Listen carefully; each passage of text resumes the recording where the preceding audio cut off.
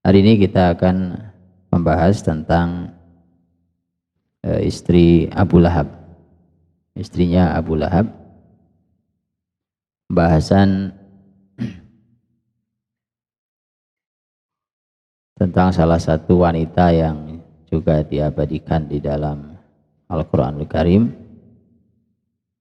yang kali ini pembahasannya adalah tentang wanita yang jahat, pelaku dosa, pelaku kriminal.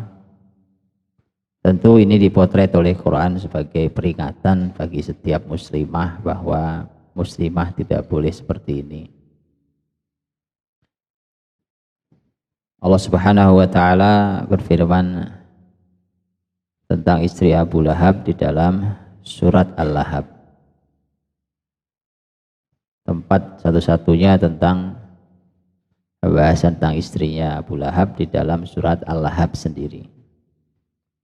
Pembahasan satu surat yang pendek ini tentang suami berikut istri, tetapi ini jenis langka juga dari suami dan istri,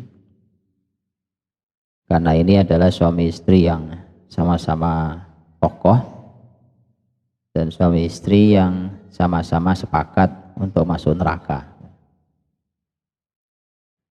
Mereka bersama-sama di dunia untuk berbuat kebaikan sampai bersama-sama masuk ke dalam neraka.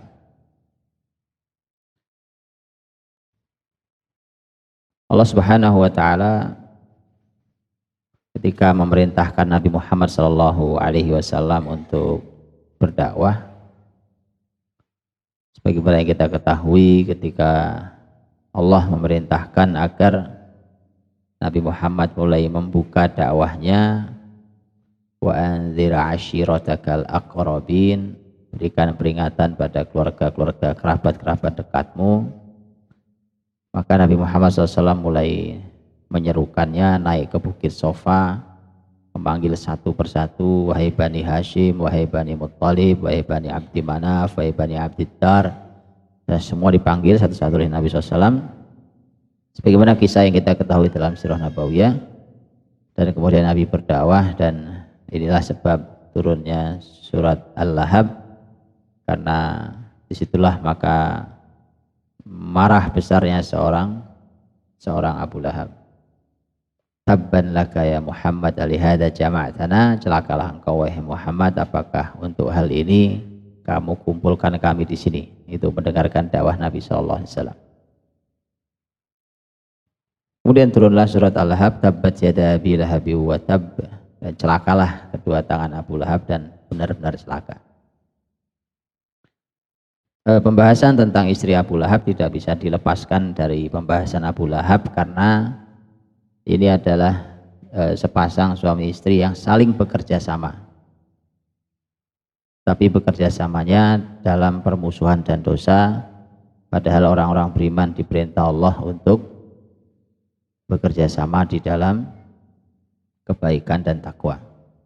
Wa ta'awanu 'ala al-birri wat taqwa wa la ta'awanu 'ala al-itsmi wal 'udwan. Dan ini benar-benar sebuah kerjasama antara suami istri yang bekerja sama di dalam al-itsmi wal 'udwan, dalam dosa dan permusuhan. Kerjasama tentang karenanya selalu namanya dosa dan permusuhan itu ternyata mereka juga perlu ta'awun, saling kerjasama, sebagaimana kebaikan dan takwa juga kita diminta untuk ta'awun, saling bekerjasama. Nah, kalau yang batil sudah ta'awun, yang batil sudah bekerjasama, tetapi yang baik belum ta'awun, nah yang baik akan kalah dengan yang batil, karena yang batil sudah berta'awun. Maka orang-orang baik harus berta'awun, itu artinya harus berhenti dari semua hal yang merusak kerjasama kita, harus berhenti dari semua jenis pertikaian. Wa ta'awanu 'alal birri wat taqwa wa la ta'awanu 'alal itsmi wal 'udwan. Pembahasan tentang istri Abu Lahab tentu sekali lagi tidak bisa dipisahkan dari pembahasan Abu Lahab, karena sekali lagi mereka dalam satu rumah bekerja sama untuk dosa dan permusuhan. Mereka dalam satu rumah membicarakan keburukan, mereka dalam satu rumah merencanakan keburukan dan merancangnya, mereka dalam satu rumah membahas, mengevaluasi tentang keburukan yang mereka telah lakukan. Anda bisa bayangkan ini, rumah isinya seperti ini, maka itulah mengapa disatukan dalam satu surat sendiri pembahasan tentang suami dan istri ini. Sebelum surat Al-Lahab adalah surat Idza jaa nasrullahi wal fath, surat An-Nasr, yang bicara tentang masalah kemenangan yang Allah berikan. Wa ra'aitan nasa yadkhuluna fi dinillahi afwaja, dan kau melihat manusia berbondong-bondong masuk Islam. Jadi ketika surat sebelumnya adalah surat An-Nasr, surat kemenangan, di mana manusia beramai-ramai masuk Islam. Dan surat setelahnya adalah surat Al-Ikhlas, Qul huwallahu ahad, katakan Allah itu esa. Mengapa surat Al-Lahab ini diapit oleh dua surat itu? Para ahli tafsir mengatakan bahwa adapun yang surat sebelumnya yaitu surat An-Nasr, dikarenakan Abu Lahab dari sejak awal berusaha semaksimal mungkin berikut istrinya untuk mempengaruhi orang lain agar tidak mau masuk Islam, menjauhkan semua orang yang tertarik dengan Islam dengan berbagai macam cara, dari yang halus sampai yang kasar. Tetapi semua upaya Abu Lahab dan istrinya itu sia-sia. Mengapa sia-sia? Karena di akhir dakwah Nabi sebelum Nabi wafat, idza jaa nasrullahi wal fath wa ra'aitan nasa yadkhuluna fi dinillahi afwaja. Ternyata bukannya orang menjauh dari Islam, tetapi orang malah beramai-ramai masuk Islam. Andai Abu Lahab dan istrinya diberi umur panjang sampai ketika masyarakat ramai-ramai masuk Islam, kira-kira kayak apa itu perasaannya Abu Lahab? Ya, itu saya kira dia mati berdiri itu. Karena begitu dia kecewa, begitu marahnya, karena semua usaha keburukan yang dilakukan sejak awal dakwah Nabi ternyata berakhir dengan wa qul ja'al haqqu wa zahaqal batil innal batila kana zahuqa. Katakan Muhammad, telah datang kebenaran dan hancurlah kebatilan, dan sesungguhnya kebatilan itu pasti akan hancur. Itu adalah selalu merupakan akhir dari semua perjuangan, bahwa yang menang adalah al-haq, yang menang adalah kebenaran. Sepanjang apapun malam, esok hari pagi hari, esok hari matahari akan terbit. Karenanya umat Islam tidak pernah boleh berputus asa. Mereka tidak pernah boleh mengatakan bahwa Islam ini tidak mungkin bangkit lagi. Hadirin berbahagia, ibu yang dirahmati Allah Subhanahu wa taala. Dan Abu Lahab ini nama aslinya adalah Abdul Uzza. Abdul Uzza, dan itu nama, dari namanya saja sudah salah. Ini orang salah dari mulai namanya. Sekaligus dusta dan bohong. Kenapa salah? Salah karena penghambaan itu hanya kepada Allah, Abdullah. Tapi dia Abdul Uzza, hambanya Uzza. Dan Uzza adalah patung yang disembah oleh masyarakat Arab. Sekaligus bohong. Mengapa bohong? Karena Uzza tidak punya hamba, wong dia cuma batu patung. Dia tidak punya hamba, makanya namanya gabungan antara kesalahan dan dusta. Itulah mengapa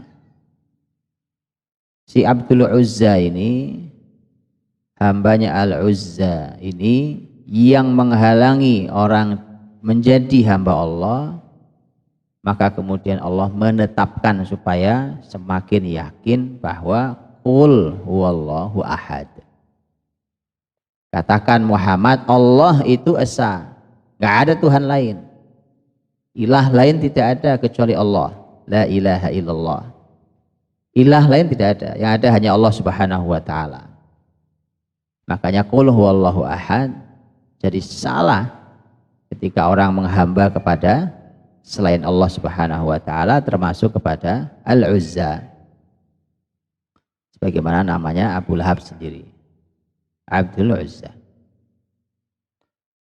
Itulah juga yang merupakan sebuah rahasia mengapa Allah Subhanahu wa taala di dalam surat ini tidak menyebut nama aslinya Abu Lahab. Ya. Yang disebut adalah Abu Lahab. Abu Lahab itu bukan nama. Abu Lahab itu kunyah. Yang berhubungan dengan nama ada 3. Ada al-ismu, itu nama. Ada al-kunyah. Kunyah itu adalah panggilan. Abu fulan, ummu fulan, ukhtu fulan, akhu fulan. Bapaknya fulan, ibunya fulan, saudaranya fulan, saudarinya fulan, itu semua adalah kunyah. Atau anaknya fulan. Kemudian itu kunyah. Yang ketiga adalah laqab.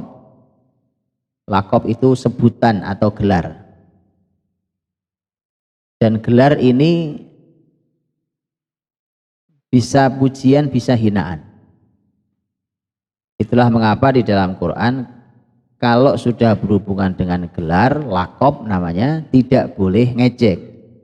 Wala tanabazu bil alqab. Tidak boleh sekalian saling mengejek dengan menggunakan laqab. Laqab itu sebutan-sebutan yang tidak baik yang disematkan pada seseorang.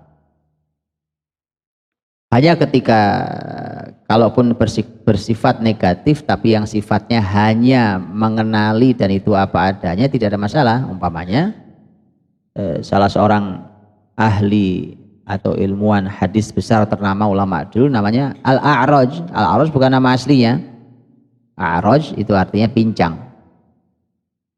Si bapak pincang, Al-A'raj, itu bukan untuk mengejek, menghina, tapi memang beliau pincang dan itu untuk mengenali saja. Atau Al-A'mash, A'mash juga bukan nama, dia juga sebutan untuk seorang ahli hadis luar biasa. Nama asli Sulaiman bin Mihran. Al-A'mash itu, A'mash itu aslinya artinya adalah bahasa kitanya rabun ayam. Kalau sore udah nggak ngeliat ya. Bukan untuk menghina, tetapi memang begitulah beliau untuk perkenalan bahwa semua orang tahu A'mash. Tapi kalau untuk saling mengejek, menghina dilarang. Jadi 3, ada nama, ada kunyah, ada laqab. Nama itu nama yang diberikan kepada kita dan itu mestinya kemuliaan. Kunyah juga untuk kemuliaan. Kalau laqab bisa untuk menghina. Laqab bisa untuk menghina. Kalau kunyah dipakai oleh orang Arab sebagai sebuah penghormatan. Untuk menghaluskan panggilan mereka juga menggunakan kunyah. Ketika umpamanya memanggil nama Muhammad sallallahu alaihi wasallam tidak sopan, maka kemudian bahkan orang Yahudi manggilnya Abul Qasim. Abul Qasim, bapaknya Qasim. Abul Qasim Rasulullah SAW. Nah, begitu dan begitulah seterusnya bahwa kunyah atau panggilan bahwa dia bapaknya siapa, ibunya siapa, itu merupakan kebiasaan salafus soleh dulu. Ya, bahkan mereka yang tidak punya atau belum punya anak pun kadang sudah memiliki kunyah. Contohnya adalah Aisyah sendiri radhiyallahu anha sudah meminta ke Nabi Shallallahu Alaihi Wasallam untuk dipanggil dengan panggilan Ummu Abdillah, ibunya Abdullah. Ada yang mengatakan para ulama bahwa Abdullah yang dimaksud oleh Aisyah adalah Abdullah bin Zubair. Abdullah bin Zubair adalah keponakannya Aisyah. Memang orang luar biasa, anak muda yang luar biasa, tumbuh menjadi orang yang sangat berilmu, sangat soleh, dan kelak menjadi khalifah di akhir hidup dia. Maka kemudian karena dekatnya Aisyah dengan ponakan-ponakannya dan dia suka dipanggil dengan panggilan Ummu Abdillah. Imam Nawawi umpamanya juga belum menikah waktu meninggal, tapi beliau sudah dapat sebutan Abu Zakaria. Belum punya anak, belum punya istri. Abu Zakaria. Kenapa? Karena kunyah ini kebiasaan orang-orang soleh dulu. Ya, dan itu kalau di Arab dipakai untuk memuliakan sebutan, untuk memuliakan panggilan, dan untuk menghaluskan panggilan. Di dalam Al-Quran, dalam pembahasan Abu Lahab, Allah tidak menyebut nama aslinya, tapi yang disebut menggunakan kunyah. Apakah itu artinya Allah ingin memuliakan Abu Lahab? Nanti bisa jawab?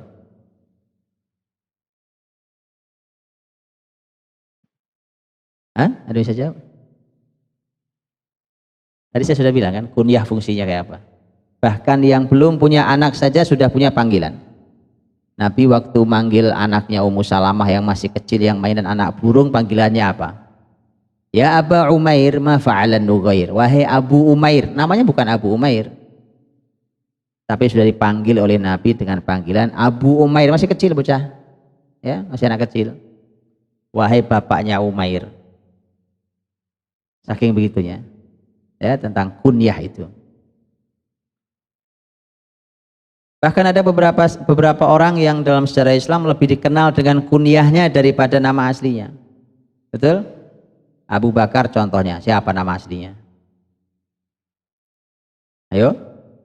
Gak kenal sama orang top.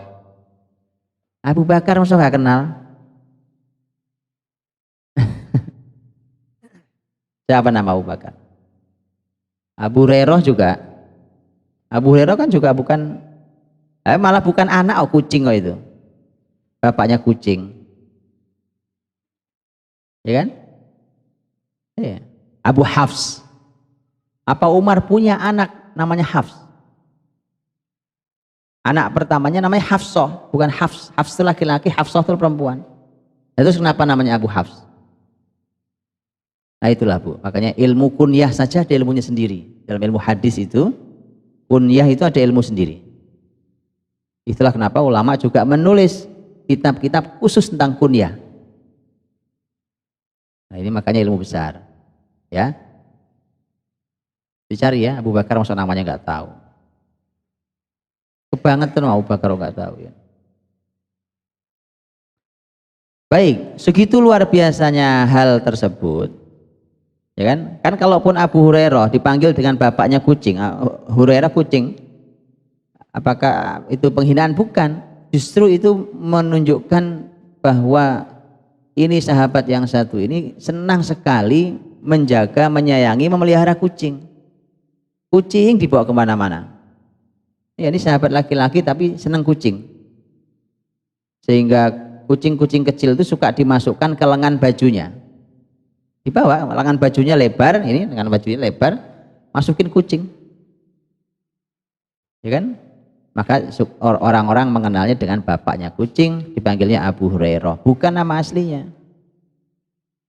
Walaupun dia juga minta, panggil saya mbok ya jangan Abu Hurairah. Abu Hurairah itu artinya kucing kecil betina lagi. Panggil aku Abu Hir, bapaknya kucing jantan, itu lebih gagah. Tapi sudah terlanjur terkenal dengan sebutan Abu Hurairah. Yang jelas, apakah kemudian ayat ini ingin memuji Abu Lahab? Kenapa tidak sebut nama? Kenapa tidak celakalah tabbat yada Abdul Uzza. Kenapa tabat yada Abi Lahab? Apakah Allah ingin memuliakan ya? Kenapa nggak sebut nama saja? Atau nggak usah sebut sama sekali namanya? Tidak nama, tidak kunyah. Begitu kan? Di Quran juga ada banyak kok kisah orang-orang mulia atau kisah orang-orang yang rusak, tetapi tidak disebut namanya. Ya kan? Ada yang bisa jawab? Apa kira-kira jawabannya? Ibu dirahmati Allah. Yang pertama, karena namanya Abdul Uzza, hambanya Uzza. Kalau ditetapkan dalam Quran nama itu hamba Uzza dan kemudian tidak dikomentari, nanti akan diduga bahwa Quran mengabadikan kebatilan, kesalahan, sehingga nanti orang salah paham, diduga bahwa menjadi hambanya Uzza itu boleh. Maka tidak dipakai nama Abdul Uzza. Nama itu namanya saja sudah musyrik. Namanya sudah musyrik. Yang kedua, panggilan Abu Lahab memang kunyah, dan aslinya menurut sejarah bahwa mengapa Abdul Uzza ini kunyahnya kok Abu Lahab, padahal dia tidak punya anak namanya Lahab. Tidak punya dia anak namanya Lahab. Dia punya anak namanya Utbah, namanya Utaibah, tapi nggak punya nama anak namanya Lahab. Bagaimana dia sampai punya sebutan Abu Lahab? Sekali lagi ini pujian bukan hinaan. Pujian. Al-Lahab. Apa arti Al-Lahab? Lahab itu aslinya, artinya tidak mesti harus api. Walaupun terjemahan itu api yang bergejolak kan? Lahab itu nggak mesti harus api. Al-Lahab itu kenapa Abdul Uzza diberi nama Allah, disebut Abu Lahab, bapaknya Lahab? Karena Lahab itu artinya yang apa bahasa kitanya, ya? Yang bersinar mencorong gitu loh, bahasa Jermannya ya, bahasa Jermannya. Bahasa Indonesianya apa? Pokoknya yang berkilau gitu ya, yang berkilau. Kenapa? Karena Abu Lahab itu memang disebut-sebut orangnya tampan. Kulitnya, wajahnya itu berkilau, Pak. Berkilau. Ada yang mengatakan kulitnya itu kuning tapi berkilau gitu. Maka sampai orang menyebutnya dengan Abu Lahab. Itu pujian. Jadi bukan hinaan. Jadi ketika dia disebut Abu Lahab itu pujian. Ya, karena kunyah itu untuk muji orang diantaranya. Baik. Dan terus ke Allah Subhanahu wa taala memuji Abu Lahab gimana ceritanya? Kenapa nggak pakai nama lain saja umpamanya? Kenapa pakai nama yang sebutannya adalah pujian, padahal isinya surat ini adalah surat untuk menyatakan bahwa dia celaka? Ada yang bisa jawab? Gimana jawabnya coba? Hah? Begini Ibu, Anda tahu orang dipuji, lagi ngobrol ini, orang dipuji. Oh Anda orangnya luar biasa, terlihat kok dari wajah Anda orangnya sangat peduli, rajin dengan ilmu apa dipuji. Sudah panjang lebar dipuji, ada satu kata yang menjatuhkan sejatuh-jatuhnya, tapi ada tapinya itu. Begitu tapi kalimat setelahnya menjatuhkan sampai tidak tersisa kebaikan orang itu. Itu pernah dengar gitu? Enggak pernah dengar. Saya buatin kalau nggak pernah dengar. Mana yang lebih menyakitkan? Mana yang lebih menyakitkan? Orang langsung dijatuhkan atau dinaikkan dulu baru dijatuhkan? Sepakat. Paham? Sudah paham sekarang? Paham atau belum paham? Tentang Abu Lahab sudah paham? Mengangguknya kok ragu sekali. Apa ya?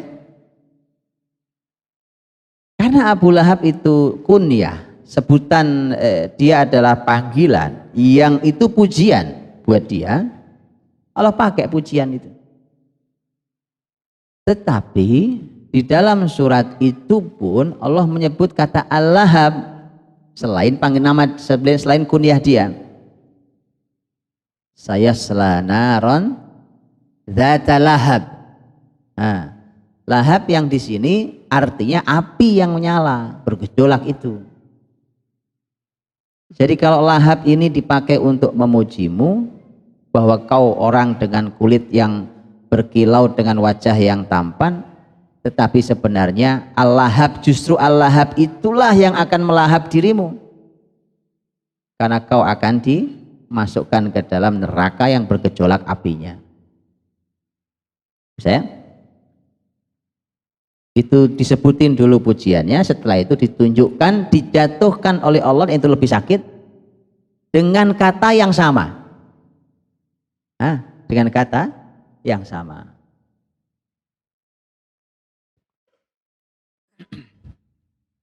Kalau Abu Jahal siapa sih namanya?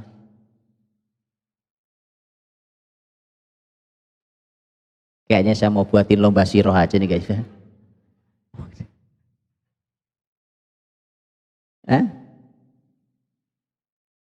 Abu Jahal itu bapaknya Jahal. Jahal itu artinya kebodohan. Itu orang pinter minta ampun. Abu Jahal itu orang yang pintar sekali. Aslinya bukan Abu Jahal dia. Aslinya Abul Hakam. Orang yang penuh dengan hikmah. Bapak yang penuh dengan hikmah. Itu memang saking pinternya Abu Jahal itu. Kan? Tapi kemudian menjadi musuh Islam, maka ibu-ibu aja nggak tahu kalau dia aslinya Abul Hakam. Betul? Taunya orang bahwa dia Abu Jahal. Makanya jangan memusuhi Islam. Memusuhi Islam itu kebaikan saja bisa lenyap sampai gak dikenal orang. Yang dikenal hanya yang buruk saja. Ya.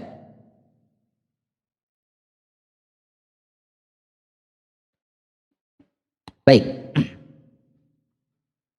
Tabbat yada abi lahabi wa tab.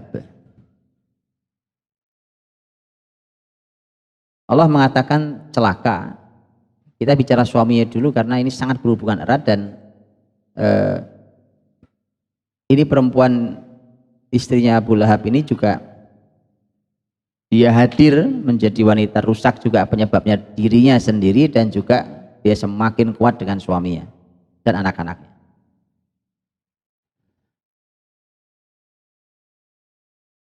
Tabbat yada abi lahabi wa tab. Kata tabba yang artinya celaka.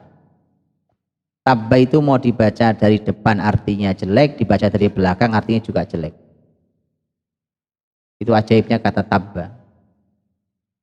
Kalau dari depan dibaca tabba artinya celaka, rugi, hancur. Kalau dibaca dari belakang apa bunyinya? Coba baca dari belakang. Ya kan? Kalau dari depan bacanya tabba, kalau dari belakang dibacanya batta. Dan batta itu artinya yang terputus. Ya putus. Ketika surat ini turun kan Nabi Muhammad SAW setelah berdakwah itu, maka kalimat ini dibacakan Rasul sebagai wahyu, sebagai seperti beberapa bait syair. Karena kalau dibunyikan tabbat yada abi lahabi wa tab ma agna anhu maluhu wa ma kasab saya selana ronzata lahab. Jadi seperti syair. Seperti syair dalam bahasa Arab. Masalahnya adalah syair itu kalau di Arab, Nabi sendiri mengatakan orang Quraisy, buat orang Quraisy syair itu lebih pedih dibandingkan pedang. Buat mereka lebih berat dibanding ditebas dengan pedang. Tebas pedang selesai. Tapi syair itu kehinaannya bisa seumur hidup, dibaca sepanjang zaman. Makanya mereka sangat menghindari syair yang penyebutan jelek di dalam syair, karena ini bernilai seperti syair.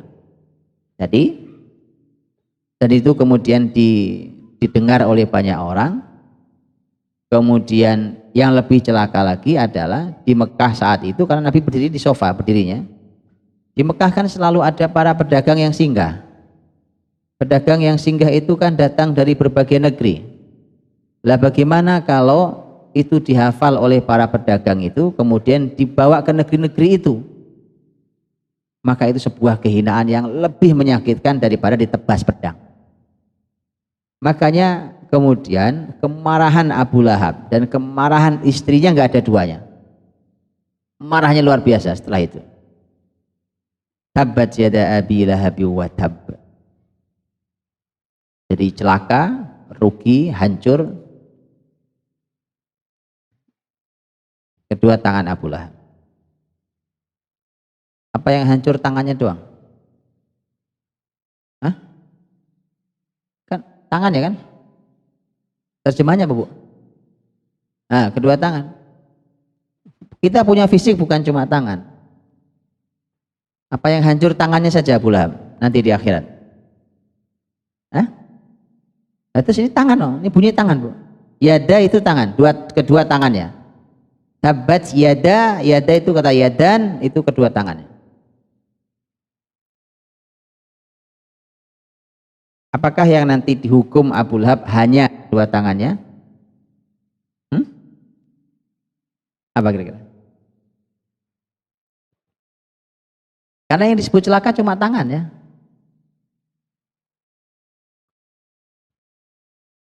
Yang celaka bukan hanya kedua tangannya.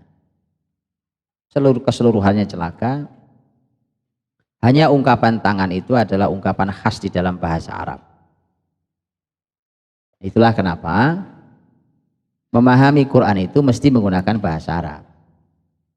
Karena kalau menggunakan bahasa selain bahasa Arab, diterjemah, orang bisa salah paham nih, contohnya begini.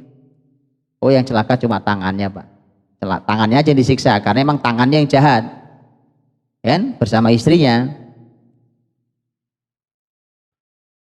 Tetapi ini adalah sebuah ungkapan khas bahwa di Arab ketika bicara tentang upaya, tentang amal, tentang karya, menggunakan istilah tangan.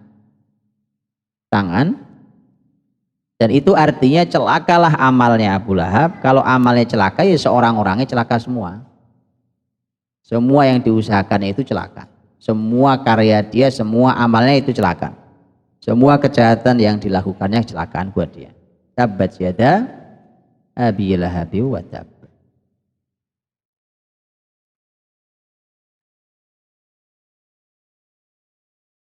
Ma aghna anhu maluhu wa ma kasab.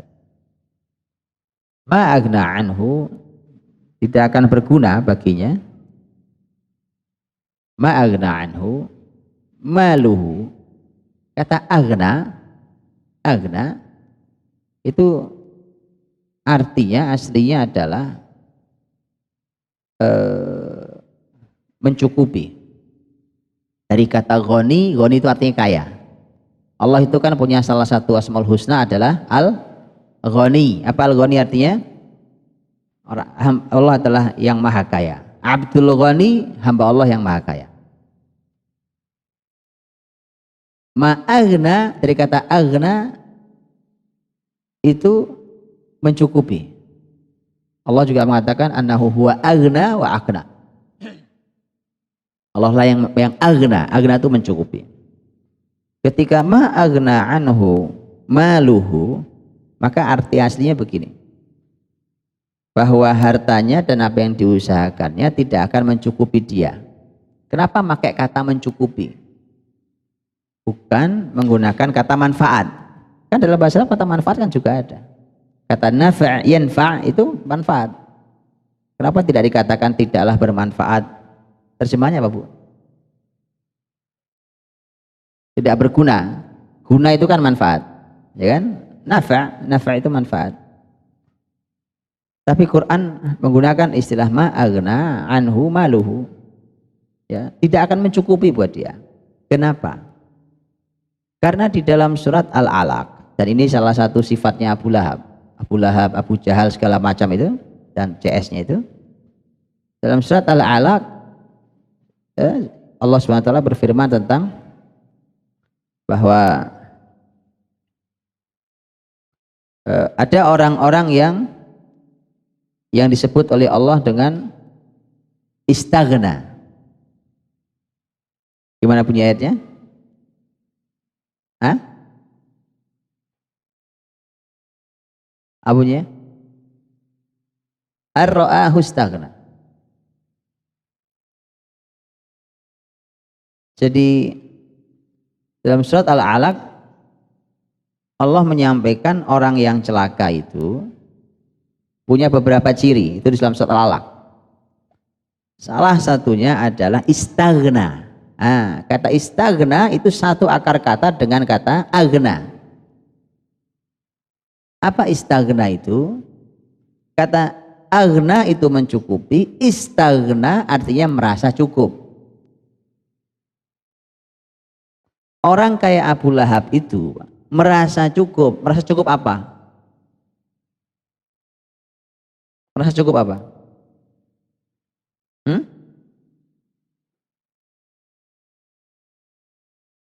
Dia merasa cukup seperti Abu Jahal sama. Dia merasa cukup dengan hartanya, maka dia bisa berbuat terserah dia.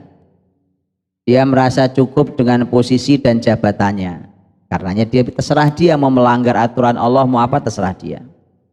Dia merasa cukup dengan kehebatan dia dan kecerdasan dia, sehingga juga terserah dia. Jadi orang kalau di dunia ini merasa cukup itu bahaya. Lawannya merasa cukup apa?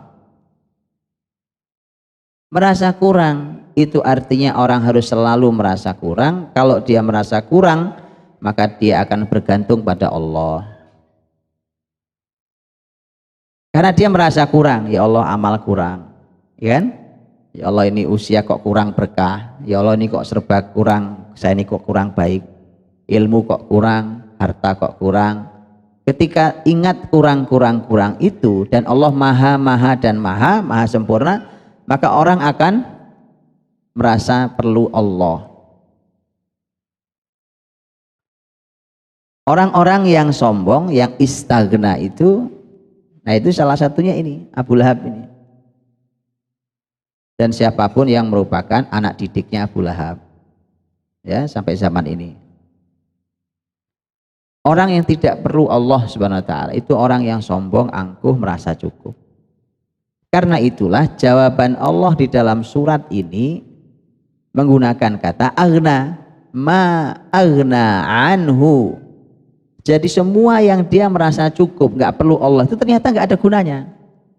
Itu sejarah kata nggak ada gunanya di dalam terjemahan ini. Jadi tidak tiba-tiba secara kata artinya nggak ada gunanya, nggak ada manfaat. Bukan itu.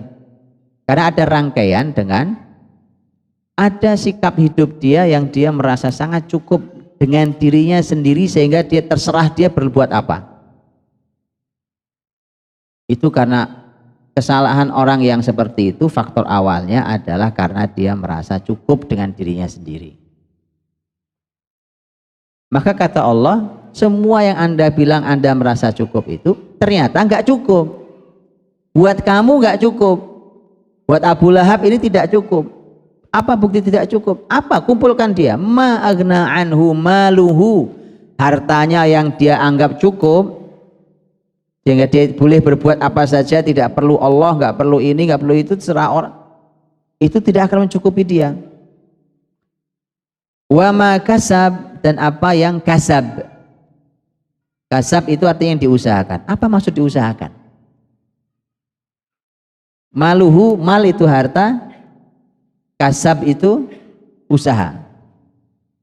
Apa yang diusahakan? Apa arti diusahakan di situ? Kira-kira apa? Usahanya apa emang?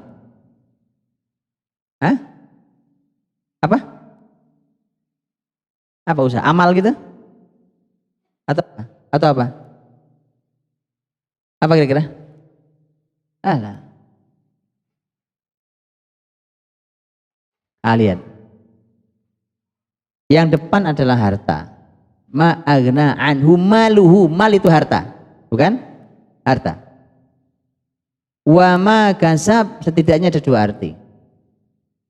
Arti pertama adalah berhubungan dengan kalimatnya Abu Lahab sendiri, karena ini yang dibahas tentang Abu Lahab.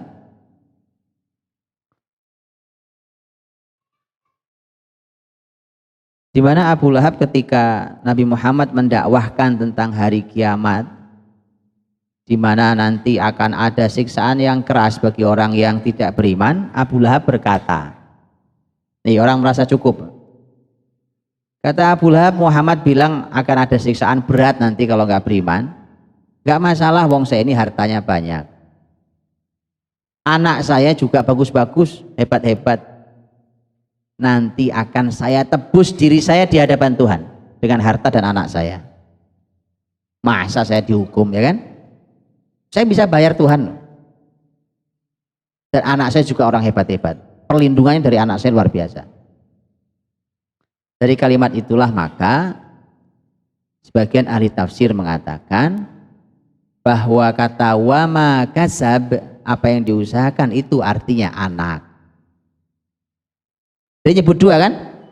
Dia nyebut harta saya banyak dan anak. Di Quran menyebut dua kata juga, maluhu hartanya, wama kasab dan apa yang diusahakannya. Ternyata Allah ingin menyebutkan bahwa anak itu adalah usaha kita. Hasil usaha kita itu anak kita. Itulah mengapa Nabi Muhammad SAW menyampaikan bahwa salah satu rizki yang terbaik yang kita makan adalah rizki hasil usaha kita sendiri, dan anak kita adalah usaha kita. Paham maksudnya? Paham apa nggak paham? Nggak paham. Kok susah ya memahaminya? Pagi ini ada apa ya? Perasaan masih pagi ini. Rizki yang paling halal, rizki yang paling thayyib, paling halal itu adalah hasil usaha kita, bukan begitu? Baik. Dan anak kita adalah hasil usaha kita. Ngerti maksudnya? Iya, bener ya. Memang Muslim itu memang harus pinter, Pak. Makanya Nabi itu kalau bicara memang harus tangkap oleh orang pintar. Maksudnya begini, kalau orang sudah tua, dia berusaha apa juga sudah nggak bisa. Tenaga sudah lemah, apa iya? Iya kalau dia punya perusahaan yang terus ngalir. Kalau nggak punya, berhenti sudah usahanya. Tapi sebenarnya dia masih punya usaha. Apa usahanya? Anak-anaknya. Sehingga harta yang diberikan anaknya, yang dinikmati oleh orang tua, itu adalah termasuk rezeki yang paling thayyib. Nah, mengerti? Begitu. Baik. Itu kata wa ma kasab ma agna anhu maluhu wa ma kasab. Makanya sebagai sebuah sentuhan bahwa kalau punya anak tuh gitu, tolong diusahakan yang baik, jadi anak yang baik, anak yang soleh. Karena sampai kapanpun dia manfaat, kita sudah usia tua, mereka adalah hasil usaha kita yang terbaik. Ketika kita di alam kubur pun kita ditemani oleh waladun solihun yad'ulah, oleh doa-doa anak yang soleh. Di akhirat seseorang diangkat derajatnya oleh Allah sampai dia tidak merasa layak untuk diangkat derajatnya, karena setiap kita tahu amal masing-masing, itu diangkat derajatnya tinggi, kemudian bertanya, ya Rob, kenapa saya diangkat derajat setinggi ini? Karena saya tidak layak. Maka kemudian dijawab, waladuka astaghfaralak, anakmu yang memohonkan ampun untukmu. Ya, jadi anak itu harus dididik gitu sampai ngerti cara doa. Makanya sudah bisa dibuktikan, Bu. Keluarga gagal didik anak itu dibuktikan ketika bapak ibunya meninggal. Hari waktu baru menyolati bapak ibunya, langsung terbukti itu anak bisa doa apa enggak. Betul apa enggak? Waktu sholat itu siapa yang paling berhak jadi imam? Anaknya. Oh, anaknya nggak bisa doa kok. Itu kegagalan paling buruk dalam kehidupan seseorang. Anak nggak bisa doa. Akhirnya diserahkan ke ustadz yang imam. Kamu anaknya harus jadi imam. Itu yang terbaik karena ini orang tuamu. Ya, jadi jangan punya anak yang pinter ilmu umum nggak bisa doa. Salah kaprah itu, Bu. Sengsara nanti kita di akhirat. Ya, amal putus, anak adalah pengirim pahala. Ya. Dan anak-anaknya Abu Lahab berikut istrinya ini celaka, Bu. Celaka. Bukankah Utbah dan Utaibah adalah menantunya Rasulullah SAW? Anaknya Abu Lahab dan Ummu Jamil ini Utbah, Utaibah lebih besar daripada Utaibah, itu kakak adik, nikah sama dua putri Rasul. Siapa? Utbah nikah dengan Ruqayyah, Utaibah nikah dengan Ummu Kulsum. Betul apa nggak betul? Oh, kelihatan mukanya bingung banget, ada apa sih? Saya nggak ngerti. Saya hari ini nggak ngerti, Bunda. Padahal ini surat paling pendek, paling gampang, kita hafal nggak pernah salah, kira-kira gitu, Pak. Nggak, saya nggak tahu ibu-ibu ada apa hari ini. Hah? Ada apa, Bu Bobi? Saya karena di depan jadi bisa baca muka, Bu. Kayaknya mukanya bingung gitu. Masa berat apa yang berat, Bu? Ini surat pendek sekali. Baik. Jadi dinikahkan oleh Rasul. Jadi Abu Lahab itu sama Nabi besanan, Bu. Baru tahu ya? Nah itu masalahnya bingung. Saya tahu sebabnya berarti.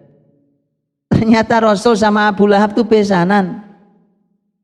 Abu Lahab itu kan paman Nabi, bahkan paman kandung. Abdul Muthalib punya anak laki-laki 10, diantaranya bapaknya Nabi, Abdullah. Baik. Yang paling kecil nanti adalah Hamzah. Paman Nabi itu Hamzah, bedanya dengan Nabi usianya cuma sedikit. Jadi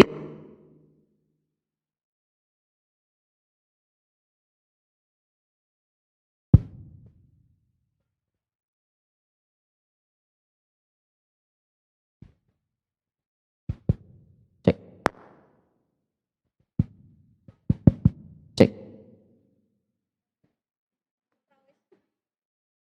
Baik. Jadi Abu Lahab itu paman, apa bahasa kitanya ya? Enggak, bukan. Paman yang dengan posisinya am. Am itu kan saudaranya bapak, bukan saudaranya ibu.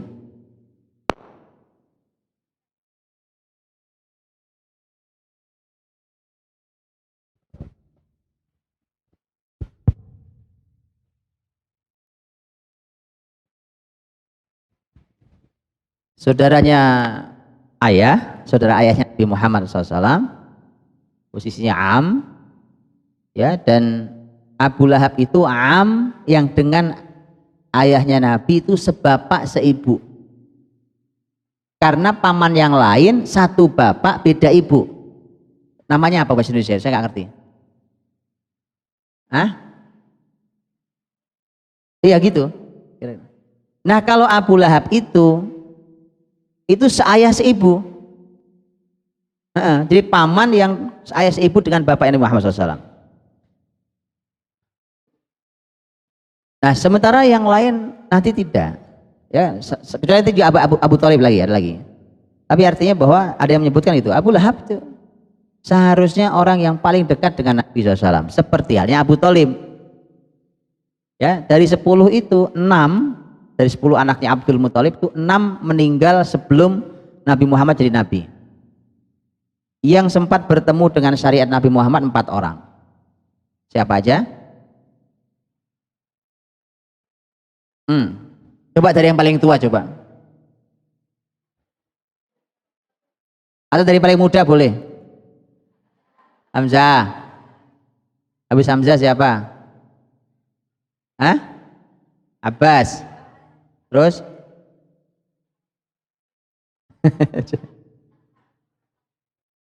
Baik. Abu Lahab, Abu Thalib, Abbas, Hamzah. Karena Hamzah ini yang paling kecil. Karenanya sempat ada yang nanya, saking umurnya dekat dengan umur Nabi. Jadi ini om sama ponakan umurnya hampir sama. Pernah lihat kan ya? Makanya ada yang nanya ke Hamzah. Hamzah, a'anta akbar am Rasulullah? Kamu yang lebih besar atau Rasulullah? Secara umur. Jawabannya, huwa akbaru minni wa ana asannu minhu. Beliau lebih besar dari saya, cuma saya lebih tua dari beliau. Kenapa begitu jawabnya? Adab.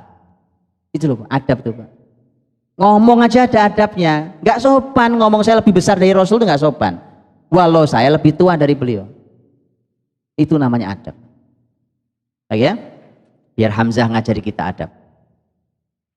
Yang beriman Hamzah dan Abbas. Kemudian ada Abu Thalib. Yang Abu Thalib disebut jelas oleh Nabi tidak beriman sampai di akhir hidupnya, yang didampingi Nabi, dan demikian juga Abu Lahab. Baik. Nah, Abu Lahab ini ketika posisinya paman Nabi SAW itu, dia adalah paman Nabi yang paling kaya. Kalau Abu Thalib paman Nabi tapi miskin. Tapi kalau Abu Lahab kaya. Abu Lahab kaya raya, sementara nanti dia menikah dengan istrinya, wanita yang kita bicarakan hari ini, yang lebih dikenal dengan nama Ummu Jamil. Ummu Jamil, ya, walaupun juga nggak ada anaknya namanya Jamil setahu saya, Allah alam ya, Ummu Jamil, tapi disebut Ummu Jamil. Jamil artinya tampan, ganteng. Nama aslinya adalah Arwa binti Harb. Pernahkah ibu-ibu dengar ada sahabat yang binnya bin Harb? Ini Arwa binti Harb, bapaknya Harb namanya. Ada yang pernah dengar sahabat binnya bin Harb atau binti Harb? Sahabat terkenal? Abu Sufyan. Abu Sufyan bin Harb. Berarti Arwa ini adalah siapanya Abu Sufyan? Saudarinya Abu Sufyan. Sementara Abu Sufyan itu hadir dari keluarga besar yang sangat ditokohkan. Bani Umayyah itu ketokohannya luar biasa. Ya, yang dari sana nanti lahir sahabat mulia Utsman diantaranya. Ini makanya Ummu Jamil ini, Arwa ini adalah wanita yang suaminya adalah tokoh besar di Quraisy yaitu Abu Lahab, yang keluarga besar dia sendiri adalah tokoh besar di Quraisy, dan dia punya saudara juga tokoh besar yaitu Abu Sufyan. Nah, makanya perempuan ini nggak gampang nih, ini top banget kalau secara nasab. Maka punya anak tadi Utbah dan Utaibah, itu diantaranya Utbah Utaibah itu diambil mantu oleh Nabi, dinikahkan dengan Ruqayyah dan Ummu Kulsum. Kalau ayat ini wa ma kasab ma aghna anhu maluhu wa ma kasab, kalau ya semua yang diusahakan itu artinya adalah anak, maka Utbah Utaibah pun nggak ada gunanya, walaupun itu anak yang dibanggakannya oleh Abu Lahab, oleh istrinya, dibanggakan, nggak ada gunanya juga itu anak. Salah satunya adalah kisah Utaibah yang terkenal, karena Utaibah itu begitu sang ayah Abu Lahab berikut istri ini, lihat nih, suami istri sama aja nih, luar biasa nih di rumah ini ya. Ini ajaib rumah satu ini. Jadi mohon jangan punya rumah kayak begini, Pak. Ini rumah bisa sepakat berbuat dosa loh.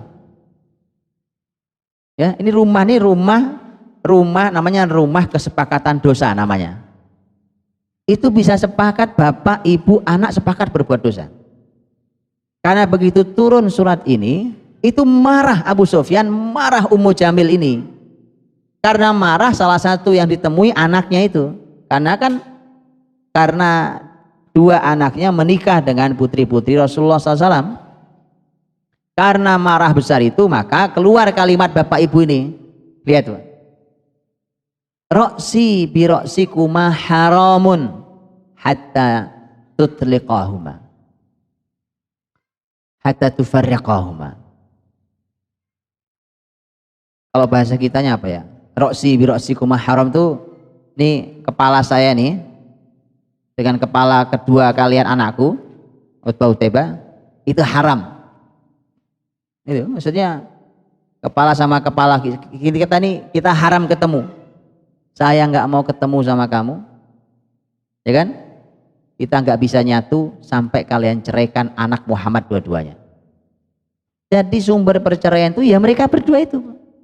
Hanya jadi pelajaran ibu-ibu ya. Jangan jadi sebab perceraian anak. Ini keluarga aneh memang ini. Akhirnya dua anak tuh menceraikan putri-putri Nabi. Dalam rangka apa? Untuk menyakiti Nabi. Saya ceraikan anakmu, ambil anakmu. Emang enak punya anak janda, kan gitu.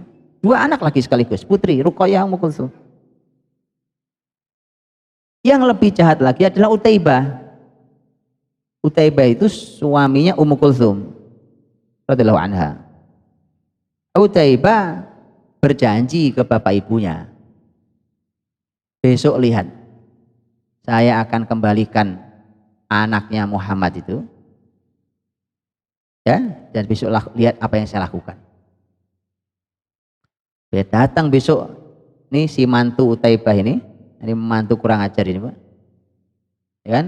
Datang Utaibah ke Rasulullah SAW dengan bahasa yang kasar, sekasar bahasa bapak ibunya. Lihat ya, kasar bahasa. Dia kembalikan putri Nabi, tidak cukup dengan itu diludahi muka Nabi SAW. Bayang nggak mantu kayak gini Pak? Nabi hanya bisa mendoakan. Kata Nabi, Allahumma sallit alaihi kalban min kilabik. Ya Allah, serbulah anak ini dengan salah satu anjing dari sekian banyak anjing yang kau punya. Maka di sebuah perjalanan dagang ke negeri Syam, berhenti di sebuah padang pasir. Kemudian malam itu Abu Lahab berikut Utaibah ini ada di situ. Ingat dengan doa Nabi Muhammad dan ketakutan karena di padang pasir kosong itu. Satu rombongan sebenarnya. Sampai dia berkata, lindungi anak saya, kata Abu Lahab. Saya khawatir anak ini terkena doanya Muhammad. Jadi dia percaya doanya Nabi Muhammad itu. Aneh memang, orang ini aneh memang. Kan katanya nggak percaya syariatnya, harusnya nggak percaya juga sama doanya gitu kan. Kalau berani lawan aja doanya gitu loh. Tapi percaya dia. Dia khawatir, saya khawatir ini. Tolong dilindungi anak saya. Sampai ada yang mengatakan itu akhirnya dia tidur itu dikelilingi onta. Jadi onta itu dikerumuni begitu, jadiin kayak pagar untuk mengerumuni, mengelilingi Utaibah. Tapi Anda tahu Pak, itu Allah kirimkan binatang buas Pak. Allah kirimkan singa, binatang buas. Singa tuh kok nggak makan onta Bu. Dia cuma membuka jalannya onta, yang dimakan adalah Utaibah. Mati Utaibah. Seperti doa Nabi SAW. Nabi minta dikirimi anjing, kasih singa sama Allah. Ya jenis inilah binatang buas. Baik. Ini semuanya adalah, lihat Pak, hasil dari jahatnya suami istri ini. Ini sama, suami sama, istrinya sama. Tapi lihat Pak, subhanallah. Justru ketika diceraikan kedua putri Nabi adalah kemuliaan buat keluarga Nabi SAW. Bahkan Ruqayyah, Ummu Kulsum, keduanya nanti akan dinikahi manusia mulia yang sangat baik hati dan dermawan, kaya raya, yaitu Utsman bin Affan radhiyallahu anhu. Begitu Bu. Wanita sabar dikasih Allah ganti yang lebih baik ya, yang sabar. Ma'agna anhu maluhu wa ma kasab. Jadi kalau wa ma kasab artinya adalah anak tadi, kata Allah, anakmu juga nggak ada gunanya. Mau di dunia aja udah mati hina kayak gitu. Juga ada guna yang kau banggakan, apalagi buat nebus kesalahanmu di akhirat. Di dunia aja nggak ada manfaatnya. Tapi wa ma kasab juga punya arti yang kedua. Ma'agna anhu maluhu, maluhu artinya hartanya, wa ma kasab, dan apa yang diusahakan oleh harta itu. Ngerti? Bukan apa yang diusahakan oleh Abu Lahab. Apa yang diusahakan oleh harta. Kira-kira harta kalau berusaha dapat apa? Kalau kita berusaha kan bisa dapat macam-macam. Dan kalau uang yang berusaha dapat apa? Harta kalau berusaha dapat apa? Sama, dapat macam-macam. Harta bisa membeli kenikmatan dunia. Makanan, minuman, pakaian. Bisa beli rumah yang mewah, beli kendaraan yang mewah. Harta bisa membeli kekuasaan, bukan begitu? Berikut kekuasaan, harta bisa membeli jabatan prestis di masyarakat. Bukan begitu? Iya. Semua hasil dari usaha hartanya pun gak ada gunanya. Harta dia, Abu Lahab, dikeluarkan semua harta, dia orang kaya raya, dikeluarkan hartanya untuk membeli apa saja, di hadapan Allah gak ada gunanya. Semua yang sudah dia kumpulkan harta berikut hasil semuanya tidak ada gunanya. Ma aghna anhu maluhu wa ma kasab. Sayasla naran dzata lahab. Sayasla naran dzata lahab. Dia akan masuk yasla. Ahli tafsir juga membahas, Bu, karena kata masuk itu aslinya yadkhul. Dakhala masuk. Tapi ini bukan yadkhala, ini yasla. Beda. Dakhala sama yasli itu yang beda artinya. Yasla dengan yadkhul itu beda. Yadkhul ya masuk. Ada ruangan masuk namanya yadkhul. Masuk neraka, api bergejolak masuk. Tapi yasla, lihat yasla. Bapak Ibu tahu cara manggang kambing guling? Dimasukin ke api apa enggak? Gimana caranya? Api dinyalakan besar, ditaruh di atas, diputer-puter. Mateng apa enggak mateng? Mateng, Bu. Itu namanya yasla. Belum masuk ya, masuk nanti. Dan itu adalah bagian dari azab kubur. Jadi azab kubur itu seperti itu. Belum masuk neraka, masih di kuburan kan? Tapi sudah dalam hadis Nabi, iftah baban min abwabil jannah. Buka salah satu pintu surga bagi yang bisa jawab pertanyaan di malaikat di kubur. Yang tidak bisa jawab, iftah baban min abwabin nar. Buka salah satu pintu neraka. Pintunya doang dibuka. Sudah nggak karuan itu tersiksanya kalau neraka, dan kenikmatan luar biasa ketika salah satu pintu surga dibuka bagi orang yang di alam kuburnya. Maka persis kalimat para ulama, kematian itu, ya kan, bahwa kalau dikubur itu seseorang berhasil selamat dengan mudah, maka yang setelahnya lebih mudah. Tapi kalau dikubur dia tidak selamat dan dalam kesulitan, maka yang setelahnya lebih sulit. Mengerti? Ngerti apa enggak? Gak ngerti juga? Beneran aneh hari ini benernya. Saya nggak tahu nih hari ini hari apa ini. Setelah kubur apa sih? Setelah kuburan apa? Hari kebangkitan. Kebangkitan nanti hisab sama surga neraka.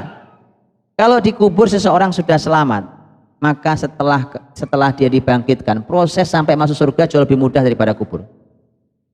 Tetapi kalau di kuburan dia sengsara, celaka, sulit, setelahnya jauh lebih sulit daripada itu. Ya? Semoga Allah lindungi kita dari azab kubur. Maka di azab kubur kayak gitu, Pak. Sebelum masuk nerakanya. Sudah tadi kayak dipanggang tadi itu. Ya, saya selanaron zata lahab. Nah, zata lahab, zat itu artinya yang memiliki, lahab tadi apinya bergolak gitu apinya. Kan kita pernah ya kalau lihat api bergolak, kita duduk di sampingnya aja rasanya panas.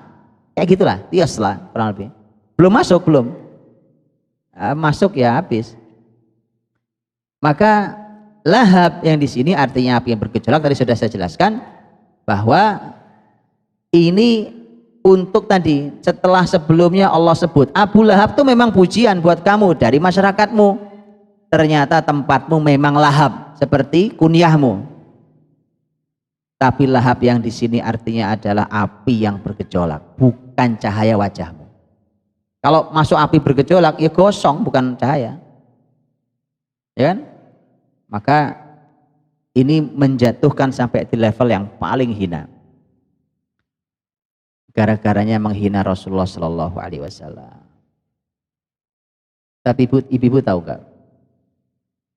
Abu Lahab itu ternyata diringankan siksa kuburnya setiap hari Senin. Allah baik banget, wallahi baik banget. Setiap hari Senin, Abu Lahab diringankan siksa kuburnya. Wallahi. Allah maha baik. Anda tahu kenapa? Hmm? Karena hari Senin adalah hari lahirnya Nabi Muhammad SAW. Waktu Nabi Muhammad lahir, Abu Lahab itu paman yang dikabari dan sangat bahagia dengan kelahiran keponakan. Abu Lahab itu sangat bahagia. Dan begitu bahagia, orang yang mengabari kelahiran ponakannya itu Muhammad SAW, yaitu namanya Suwaibah. Suwaibah itu budaknya Abu Lahab. Paham? Suwaibah itu budaknya Abu Lahab. Suwaibah lah yang mengabari ke Abu Lahab, wahai Tuan, ponakan Anda sudah lahir. Itu Muhammad SAW. Karena dia mengabari kelahiran Muhammad SAW itu, maka oleh Abu Lahab saking bahagianya Suwaibah dibebaskan dari perbudakan. Lihat bahagianya Abu Lahab waktu Muhammad lahir. Karenanya kemudian Nabi mengatakan bahwa ini adalah merupakan keadilan Allah Subhanahu wa taala, gitu ya. Ada kebaikannya Allah balas. Maka Nabi mengatakan setiap hari Senin itu Abu Lahab diringankan dari siksa kubur.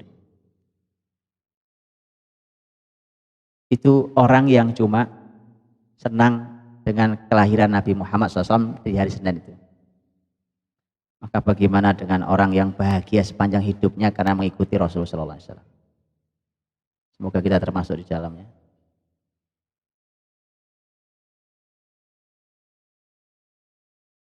Kemudian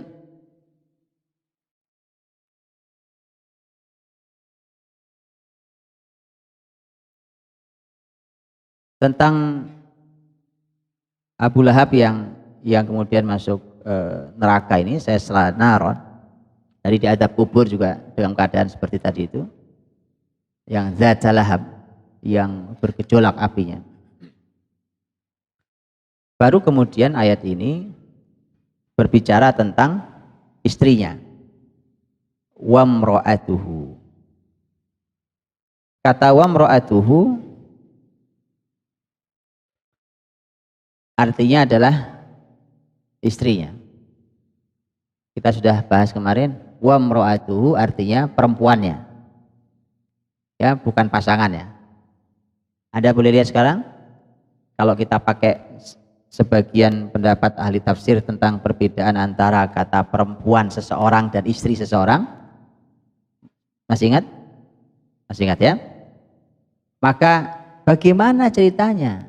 Kok di sini juga disebut perempuannya Abu Lahab? Bukannya ini sejoli, ya kan? Ini harmonis betul di dunia, sepakat di dunia, wong di neraka aja sepakat bareng-bareng, ya kan? Anak juga punya.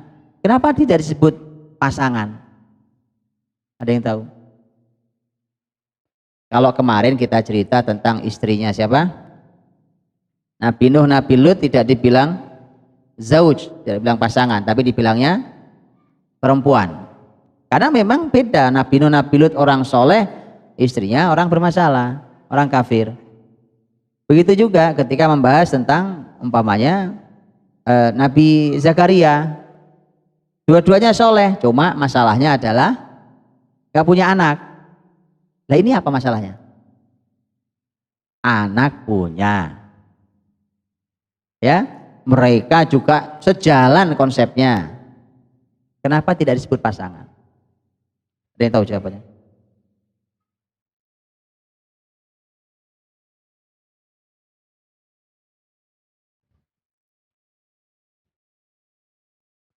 Ada yang tahu jawabannya?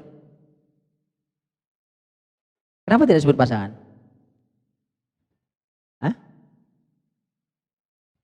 Itulah bukti. Bukti bahwa kalau kebersamaan suami istri itu diikatnya dalam dosa, sesungguhnya kebersamaan semu. Kalau suami istri dipasangkan oleh dosa, maka pasangan itu tidak sesungguhnya. Maka tidak pantas disebut pasangan. Bisa dipahami? Itu pasangan yang cacat. Karena tidak layak berpasangan. Kenapa? Karena pertemuan mereka, pertemuan dalam dosa. Baik. Wa mra'atuhu, dan istrinya. Wa mra'atuhu, ada ulama ada yang mengatakan ini ada dua pemaknaan tentang ini. Ada yang mengatakan wa mra'atuhu itu ngikut ayat sebelumnya. Sayasla naron dzata lahab wa mra'atuhu. Ada yang mengatakan nggak ikut, dia nggak ikut ayat sebelumnya, tapi dia berdiri sendiri sebagai ayat baru. Ini bukan masalah gabung ayat, bukan ya, saya bicara makna, bukan ayatnya jadi satu enggak. Apa bedanya? Coba direnungi. Ada yang mengatakan secara makna ngikut ayat sebelumnya, ada yang mengatakan secara makna berdiri sendiri.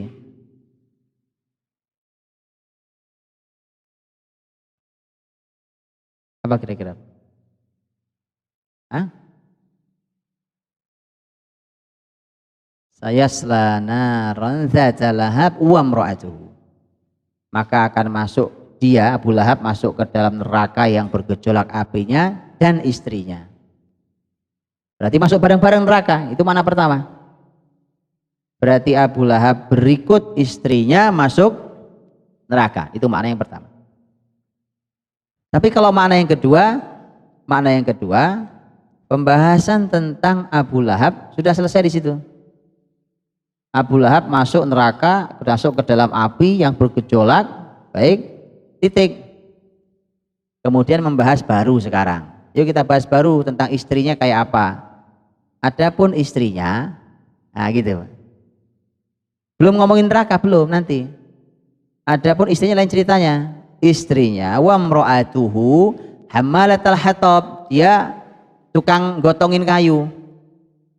Wa mra'atuhu hammalatal hatab, terus itu fi jidha hablum mim masad. Nanti di lehernya terikat tali apa tuh namanya? Ya gitulah, tali yang dipintal itu namanya masad. Ya, masad. Dan itu pembahasan yang lain cerita. Walaupun sama-sama tema neraka, ini juga sebenarnya kisah tema tentang neraka. Ini juga neraka, tapi ini sesuatu yang berbeda. Kalau tadi disebut sudah nih bareng-bareng, sama aja suami istri ini sama-sama rusaknya masuk neraka bareng-bareng. Yang kedua tidak disebutkan hukumannya masing-masing. Udah selesai, Abu Lahab masuk neraka, selesai. Istrinya gimana? Istrinya dengerin sekarang. Ini istrinya. Disebutkan pembahasan nerakanya lebih detail. Betul gak? Abu Lahab ngomongnya cuma apa? Ayat cuma berbicara tentang Abu Lahab gimana? Sayasla naran dzata lahab.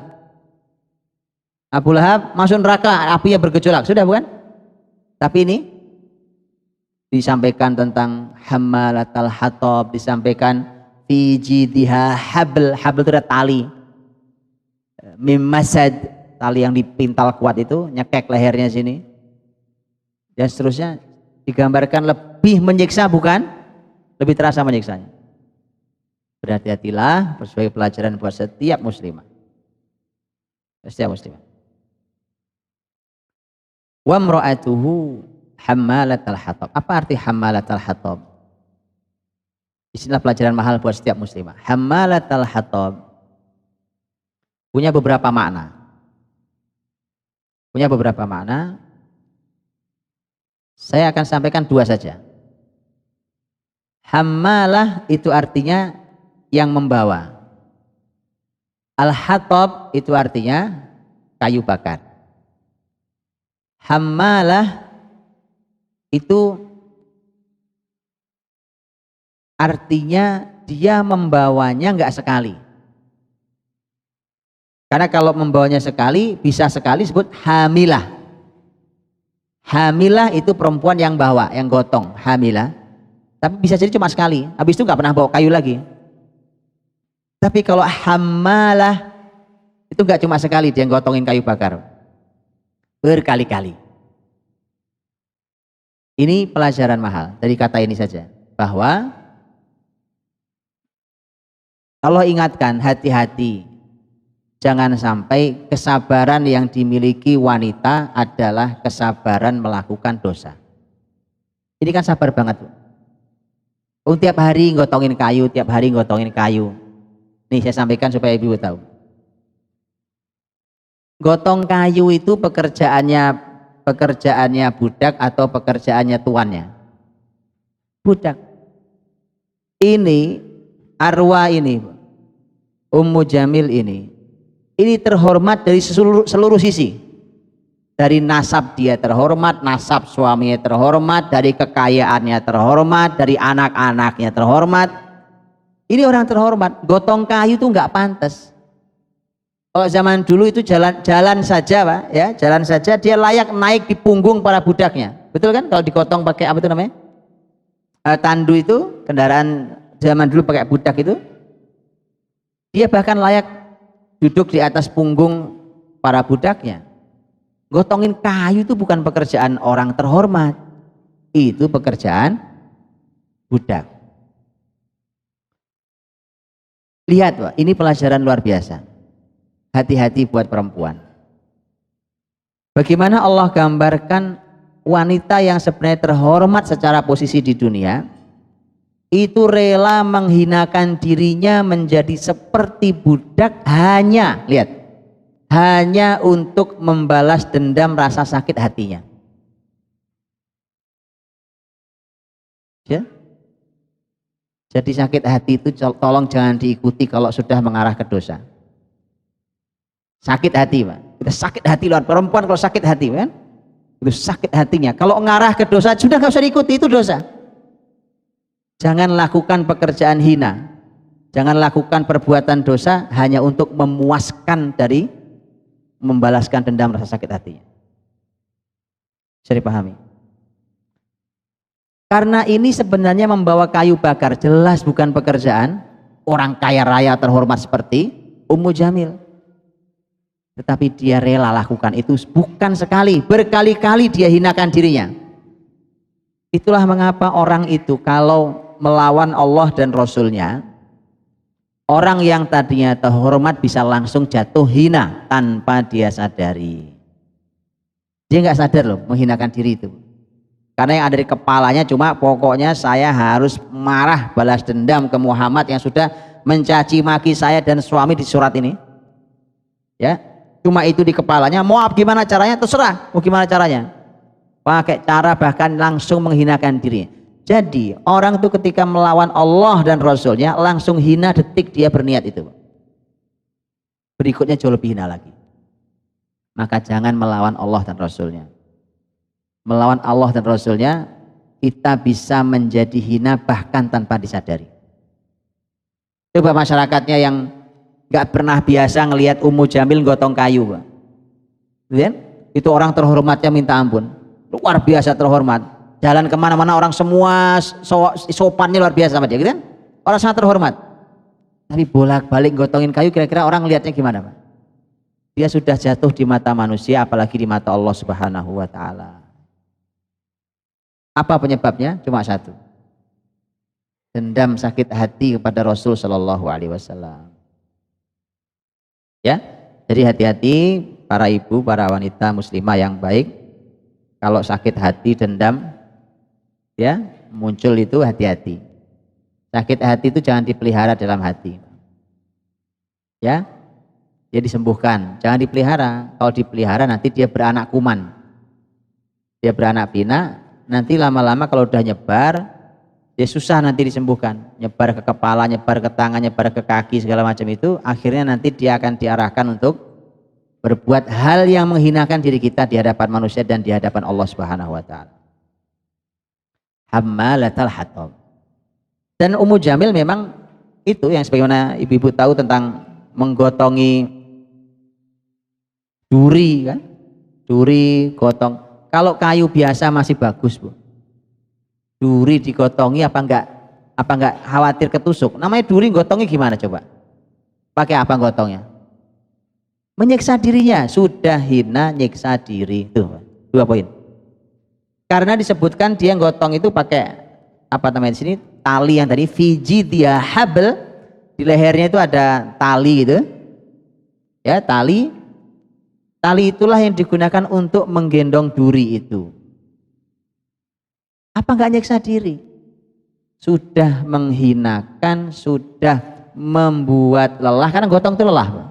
Sudah menyakiti karena duri. Makanya hati-hati, jangan pelihara sakit hati. 3 sebab ini, 3 dampaknya. 1 apa? Membuat hina. Yang kedua apa? Menyiksa diri, nyakitin diri sendiri. Betul kan? Orang lain senyum-senyum, jangan-jangan orang yang Anda merasa sakit hati senyum-senyum, hidupnya lagi tenang, damai, tentram, senyum, ketawa. Oh, Anda sakit hati sendiri. Ngapain Anda siksa diri sendiri? Buat apa? Yang orang saya sakit hati sama dianya senyum-senyum apa? Dia bahagia hidupnya. Kenapa antum tidak bahagia hidupnya? Ya, apa yang ketiga? Lelah. Gotongin kan capek. Bikin lelah. Sudahlah, apa? Lelah. Ya. Jadi ini sebenarnya begini teman-teman, sebenarnya nih Ibu-ibu. Dunia itu kalau dianggap dunia, semua ini nggak kejadian. Tentang tadi sakit hati, menghinakan, menyakiti, melelah. Itu kalau orang beriman memandang dunia sebagai dunia. Tapi yang jadi masalah, cara pandangnya adalah dunia dianggap surga. Itu yang masalah. Tapi kalau dunia dianggap dunia, dunia namanya ya kan. Dunia cuma ada di tangan saya. Begitu dia lepas ya sudah, omong cuma di tangan saya. Makanya kalimatnya, dunia diletakkan di tangan, jangan dimasukkan ke dalam hati. Letakkan di tangan saja. Kalau di tangan nih Bu, kalau cuma di tangan nih dunia, gampang, masuk diterima ya diterima, ada yang minta ya dikasih, nanti terima lagi, kasih lagi. Tapi kalau di sini berat Pak, aduh, gimana ya Pak, aduh, berat sekali, berat. Karena di sini tempatnya di hati. Ini itu yang bikin sering sakit hati. Yang sering bikin sakit hati itu sebabnya adalah karena dunia ada di hati. Baik ya, nanti diomongin dikit ngamuk ya kan. Ini sedikit, wah dendam, oh, ini nggak bisa, saya nggak terima Pak, ini menodai kehormatan saya. Halah, cuma diomongin sedikit aja Pak, nggak kiamat Pak. Seluruh nabi dicaci maki sama umatnya biasa aja, gitu ya. Nggak turun berat Anda, nggak turun, tenang aja. Anda dicaci maki orang se-Facebook, nggak akan turun berat Anda, tenang aja. Nggak mengurangi berat badan ya kan. Nggak usah khawatir, semua damai, negeri ini nggak ada masalah. Ya kan?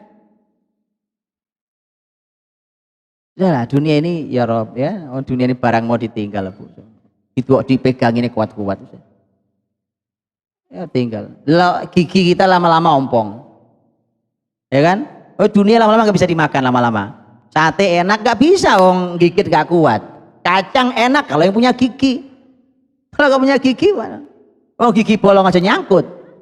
Nggak enak kan? Itu dunia. Allah kasih peringatan, terus ngapain dipegangin kuat-kuat yang sering bikin kita sakit hati. Nanti kalau sakit hati diarahkan oleh setan untuk balas dendam. Kalau udah balas dendam itu yang terjadi tadi. Sudah hanya membuat Anda hina tanpa Anda sadari, membuat kita lelah dan menyakiti diri sendiri. Ya? Hammalatul hatab. Itu pembawa kayu bakar. Makna yang kedua, kata hammalatul hatab, pembawa kayu bakar itu selain makna hakiki tadi, memang benar dia gotongin duri. Hammalatul hatab punya 2 makna. Makna yang kedua adalah makna kiasan. Orang Arab menyebut si pembawa kayu bakar itu bagi orang yang suka ngadu domba orang lain. Bahasa kita kompor. Sama toh? Sama, Bu. Sama persis. Tuh orang kompor banget, emang kompor.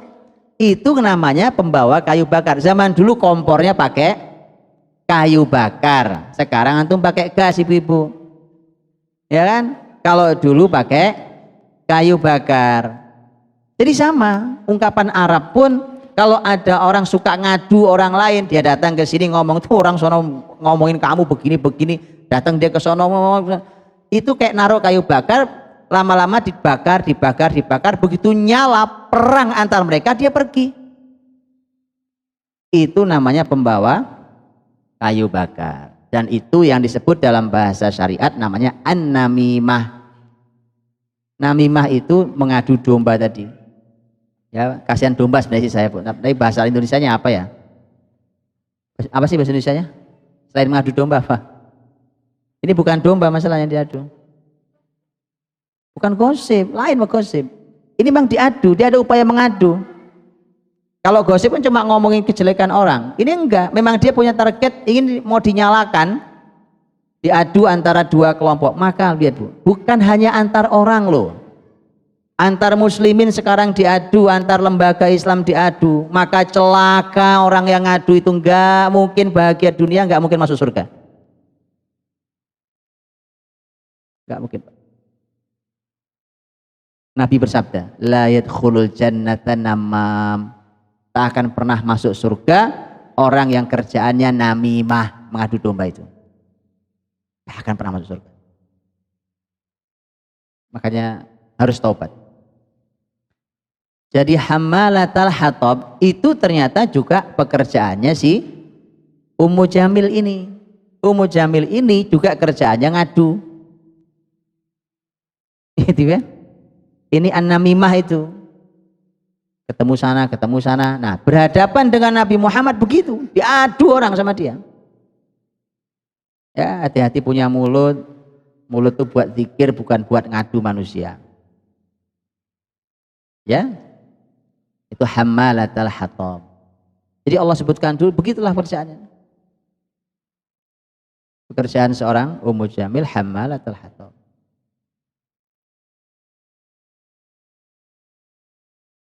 Rasulullah SAW pernah melewati dua kuburan ya. Nabi SAW mematahkan ranting kayu, rantingnya dipatahkan jadi dua, ditancapkan di dua kuburan. Sahabat bertanya, kok Nabi aneh, ngapain Nabi ngapain? Nabi SAW mengatakan, innahuma la yu'adzaban wa ma yu'adzabani bikabir. Jadi dua kuburan sekarang lagi disiksa ini. Waliyadzubillah, lagi disiksa dua kuburan ini. Karena itu ibu-ibu, makanya kita harus bersyukur pada Allah bahwa kita tidak diperdengarkan azab kubur. Kalau diperdengarkan azab kubur, wallahi hidup gak ada nikmatnya sama sekali. Apa yang ada kita miliki itu gak ada nikmatnya. Maka dunia ini bisa dinikmati karena kita tidak diperdengarkan azab kubur. Yang mana Allah memperdengarkan binatang. Ya, binatang bisa mendengarkan, dan itu ternyata memang ada kemukjizatan ilmiahnya, karena memang gelombang yang masuk kuping kita beda dengan gelombang yang masuk ke kupingnya binatang. Tapi Nabi Muhammad SAW diberikan Allah karena beliau nabinya. Kata Nabi, dua kuburan sedang disiksa. Tapi ini disiksa bukan karena dosa yang besar. Bukan berarti dosa yang nggak besar sebenarnya. Cuma mereka yang yang tinggal di kubur dua ini itu nganggap remeh. Dan memang kebanyakan orang nganggap remeh dua dosa ini. Dan gara-gara inilah justru dia disiksa di kuburannya. Fa'amal awal, adapun yang pertama ini, yang disiksa ini, fa'innahu yamshi bin namimah. Dia kerjaannya namimah dulu di dunia. Ngadu domba ini, ngadu orang. Orang diadu sama dia ini, karena dipikir biasa, wong itu ngobrol ya kan, ke sono dia ngomong apa, ke sini ngomong apa, ke sini ngomong apa, sini ngomong apa. Untuk ngadu orang. Bahkan itu kalau di ilmu politik malah keren tuh, Bu. Wah, itu dianggap hebat. Oh, itu strategi politik kok. Ya? Adu sana, adu sini, dia keluar sebagai pemenang. Itu kalau di politik sekarang dianggap hebat. padahal masuk neraka. Coba apa hebatnya? Itu kayak gitu loh, nggak hati-hati. Diadu masyarakat ini, diadu hanya untuk kepemimpinan yang ingin diraihnya. Itu yang pertama kata Nabi. Wa ammal akhar fa innahu la yastatiru minal baul. Ini yang kedua, ini disiksanya gara-gara dia buang air kecil sembarangan, Bu. Orang kan lihat buang air kecil, ya kan? Ya Allah, orang bisa pesing di mana-mana. Kasihan, Bu. Ini diazab kubur karena meremehkan buang air kecil sembarangan, tidak bersuci pula. Disiksa kubur gara-gara itu. Nah, maka salah satunya adalah an-namimah. Maka jelas istrinya Abu Lahab pasti masuk neraka. Nah, fi jidha hablum mim masad. Di lehernya, fi jidha habl itu tali. Habl kan bahasa ini. Tali mim masad yang dipintal gitu, Bu. Jadi kuat sekali talinya. Pemandangan ini sebenarnya pemandangan duniawi, tetapi sekaligus pemandangan nerakawi. Karena inilah dulu yang dilakukan oleh Ummu Jamil waktu di dunia tentang masalah tali itu. Tali habl itu ada dua arti. Ada tali yang artinya tali yang buat gendongin kayu tadi. Baik. Yang itu nanti menjadi penyebab kematiannya. Dia mati karena ulahnya sendiri. Dia kan gotongin kayu berat di belakang, Bu. Mending kayu duri digotongin, karena kayu-kayu di Mekah mana ada kayu. Memang pernah lihat pohon di Mekah gitu? Sekalinya tumbuh pohon berduri. Kan karena teorinya pohon kalau di tanah gersang kan gitu, dia menghemat, supaya menghemat air maka dia duri. Maka berduri. Itu yang nanti menyebabkan kematiannya Ummu Jamil. Karena begitu dia keberatan bahwa itu, kemudian dia jatuh ke belakang, ketarik lehernya, kecekek oleh tali yang ada di lehernya, mati hina gara-gara itu. Matinya aja nggak terhormat, Bu. Coba mati di tempat tidur yang mahal, ya kan, di istananya yang mahal itu, umpamanya masih mending loh, mati loh keikat, kecekek ini tali apa namanya itu, tali gara-gara gendongan durinya. Itu makna yang satu. Yang itu juga dalam sejarah disampaikan. Yang kedua, dalam sejarah juga disampaikan habl yang di situ, tali itu ada punya makna kedua. Makna kedua adalah, ini juga pelajaran luar biasa. Karena Ummu Jamil itu orang kaya raya, suaminya juga orang kaya raya. Karena orang kaya raya itu perhiasannya gede banget, Bu. Jadi di lehernya ini ada kalung, kalungnya gede, tebel, berat. Orang kaya, ya kan, emas, luar biasa. Karena dia harganya sangat mahal, karena dia marah pada Nabi Muhammad SAW, dia bersumpah, saya akan jual kalung ini, saya gunakan untuk membiayai, untuk mendanai apapun yang bisa menyakiti Muhammad SAW. Itu loh, Bu. Hati-hati perempuan kalau sakit hati itu, sudah melakukan hal yang menghinakan tadi, dia bisa mengeluarkan harta yang tidak kecil hanya untuk membalas dendam, kan, sakit hatinya. Berarti selain 3 tadi tambah 1 lagi berarti 4, Pak. Dan 3 tadi kan? Ingat 3 tadi kan? Jadi tambah 1 lagi 4. Berarti dia bisa membuang uangnya percuma. Ya kan? Sudah tadi pertama apa tadi? Sudah menghinakan dirinya, sudah melelahkan dirinya, apalagi? Sudah menyakiti dirinya, nah sekarang menghamburkan uangnya. Itu hanya demi membalaskan dendam rasa sakit hatinya. Jadi ini faktornya Ummu Jamil itu. Marah pada, marah betul dia. Suatu hari itu dia datang ke Ka'bah. Karena tadi begitu dia dengar turun surat Al-Lahab dibacain, terus ada tentang dia kan, wa imra'atuhu hammalatal hatab fi jidha hablum mim masad. ngamuk Bu, dia keluar bawa batu. Coba kasar perempuan ini, padahal orang terhormat. Tapi dia lupa kalau dia orang terhormat gitu. Kan nggak pantas ngamuk marah sampai bawa batu loh Pak. Dilihat orang banyak, datang dia ke Ka'bah. Saya tahu Nabi Muhammad di tempatnya di dekat Ka'bah situ, duduk di samping Ka'bah. Ana Muhammad. Orang bilang itu duduk di samping Ka'bah. Ada Abu Bakar di samping Nabi SAW. Kemudian begitu nyampe, Allah membuat matanya Ummu Jamil tidak bisa melihat Nabi Muhammad dan hanya bisa melihat Abu Bakar. Makanya ngomong sama Abu Bakar, temanmu mana? Mana teman Muhammad mana? Nah, Abu Bakar bingung loh, ditanya di samping saya kok. Di samping saya kok nggak kelihatan. Makanya nanti Abu Bakar nanya ke Rasul, ya Rasulullah, dia nggak lihat kok. Allah menutupi pandangannya dari saya. Akhirnya kata Ummu Jamil yang sudah marah besar, karena dia bilang itu temanmu itu menghina saya. Nah, pakai surat Al-Ahzab maksudnya. Itu menghina saya. Kata Abu Bakar, nggak ada. Nabi Muhammad SAW tidak menghinamu. Kan menghina. Akhirnya dia marah, begitu marah dikeluarkan kata syairnya. Dia bilang mudhammaman abaina wa amru wa dinuhu qalaina wa amruhu asaina. Muzammam itu orang yang hina. Orang yang hina ini maksudnya Nabi Muhammad, maksud dia Nabi Muhammad. Karena kata muzammam itu lawan katanya Muhammad, dan satu wazan itu apa bahasa kitanya? Secara kata satu timbangan yang sama. Muhammad itu mufa'al, muzammam itu juga mufa'al. Tapi kalau dia nyebut Muhammad nggak cocok. Muhammad itu artinya orang terpuji, maka dia ganti bukan Muhammad menjadi muzammam. Ini orang hina ini, ya kan? Ini orang hina ini kita nggak pedulikan dia. Urusannya, ya urusan dia, perintah dia kita nggak jalankan. Agamanya juga kita nggak mau taati. Marah dia marah.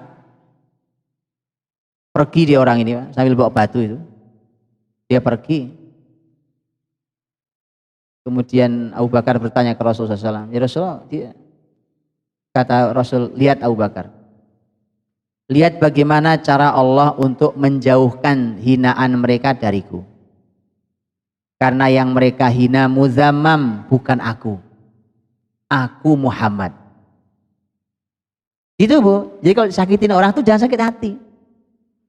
Pinter kayak Nabi gitu. Kamu menghina siapa? Muzammam. Aku bukan muzammam, namaku Muhammad, bukan muzammam. Walaupun maksudnya saya jelas itu, kan? Itu santai aja. Ya, tahu cara santai? Gini cara santai itu kayak gini. Jangan ditangkepin. Muzammam, kata Nabi Muhammad, justru ini cara Allah untuk menjauhkan dari saya. Hinaan ini nggak kena ke saya, saya namanya Muhammad, namaku baik-baik kok Muhammad. Terus dia bilang muzammam, bukan saya itu, bukan saya. Jadi dia menghina entah siapa yang dia hina, ya. Muzammam. Jadi dia marah besar. Nah, fi jidha hablum mim masad tadi, ini perempuan kaya ini mendanai dosanya. Bahkan dia bisa menggerakkan orang dengan hartanya untuk melakukan dosa bersama-sama. Jadi berhati-hati, ini peringatan untuk para wanita yang diberi amanah uang banyak. Harus berhati-hati. Ya, fi jidha hablum mim masad. Di lehernya ada habl tadi, kata habl ada dua, nanti saya kasihkan dua tadi. Ya, mim masad, ya sama-sama dipintal, baik tali yang dipakai buat gendong duri ataupun kalung, itu semua dipintal. Ya. Dan inilah nanti yang sesungguhnya menjadi hukuman buat dia di neraka. Dia dihukum sama persis dengan perbuatannya waktu di dunia. Tentu hukuman akhirat jauh lebih menyakitkan dan lebih pedih. Ya, itu. Dan baik Abu Lahab ataupun Ummu Jamil sang istri di dunia matinya sudah hina. Orang terhormat itu matinya sudah hina. Karena hanya berselang kurang lebih seminggu setelah selesai perang Badar, dan Abu Lahab termasuk yang tidak berangkat ikut perang Badar, dia memberangkatkan orang sebagai pengganti. Abu Lahab itu sakit. Seminggu setelahnya kurang lebih dia sakit, dan sakitnya itu sakit yang orang-orang Quraisy sangat takut dengan penyakit ini. Sakitnya karena dianggap oleh orang Quraisy itu nular, maka nggak ada orang mau dekat. Sampai mati itu Abu Lahab mati hina, sampai 3 hari bangkainya itu dibiarkan. Anaknya ditegur oleh banyak orang, itu bapakmu diurus. Anaknya juga nggak mau ngurus, nggak mau, nanti saya ketularan. Gitu, orang mati hina tuh kayak gitu, nggak mau dia. Akhirnya Anda tahu gimana caranya? Akhirnya mereka melakukan beberapa cara. Akhirnya ada yang mengatakan dibuat galian, digali di sampingnya gitu. Terus mereka bukan diletak, mereka nggak menyentuh mereka, karena sudah busuk juga dan nggak menyentuh. Cara memasukkan ke lubang gimana? Didorong pakai kayu dari jauh, menggelinding di dalam lubang itu. Hina sekali matinya, persis sama kayak Ummu Jamil. Mati kok kecekek tali. Ya kayak orang bunuh diri, padahal nggak bunuh diri, dia mati memang karena terlalu berat kayu yang dibawanya. Jadi dia sudah hina di dunia sebelum di akhirat. Utaibah mati dikoyak-koyak oleh singa tadi itu, ya, karena meludahi Rasul sallallahu alaihi wasallam, menyakiti hati Nabi dengan menceraikan putri beliau. Di akhirat lebih sengsara lagi. Ya, jadi makanya sekaligus pelajarannya bahwa hidup ini husnul khotimah, ya, jadi husnul khotimah. Biar bahagia dunia, bahagia di kehidupan setelah kehidupan ini. Baik, Ibu dirahmati Allah SWT, itu saya kira mudah-mudahan bisa kita ambil pelajarannya, dan mohon maaf sebesar-besarnya atas berbagai kekurangannya. Semoga ada ilmu kebaikan yang bisa membuat kita semakin baik, semakin soleh, dan bimbingan buat kita berikut keluarga kita. Karena ini pertemuan terakhir saya di Ramadan 1438 Hijriah dengan ibu-ibu semuanya. Insya Allah mudah-mudahan kalau Allah pertemukan kita di Ramadan berikutnya, mudah-mudahan ada yang lebih baik yang bisa kita lakukan. Mudah-mudahan kita dipertemukan Allah di Ramadan berikutnya, atau kalau tidak kita dipertemukan di surga Allah Subhanahu wa taala.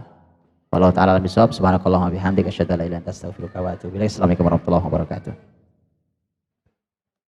Ya, alhamdulillah ibu-ibu, Masya Allah ya, ada satu poin yang saya tangkap dan mungkin juga ibu-ibu tangkap. Perempuan ya Ustadz biasanya punya kalimat sakti, forgive but not forget gitu ya. Tapi kalau dari bahasan Ustadz tadi, sakit hati itu jangan disimpan, bisa diingat-ingat gitu. Karena nggak akan bawa kebaikan buat kita. Bahkan kehinaan itu pun tidak juga kita rasakan. Kita sudah dalam kondisi hina loh. Misalnya kita sakit hati sama pasangan kita gitu ya.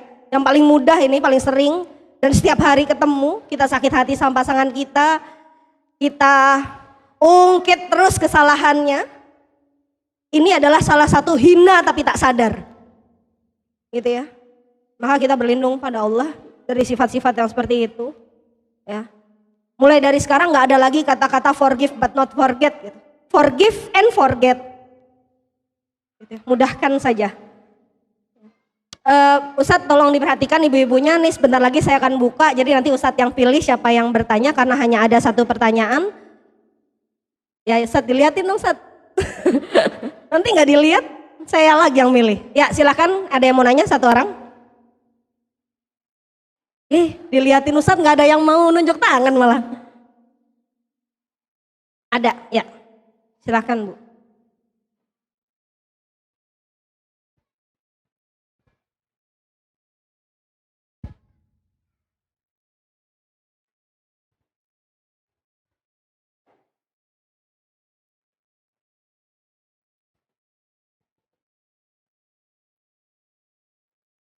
Ustadz, kalau dilihat dari suratnya ada dua hal. Pertama menceritakan mengenai Abu Lahab dan kemudian istrinya.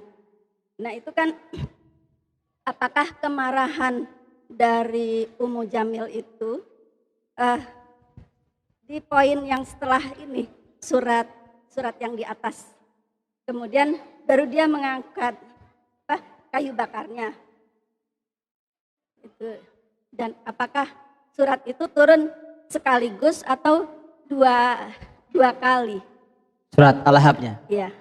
Surat Al-Lahab turun sekaligus, Bu.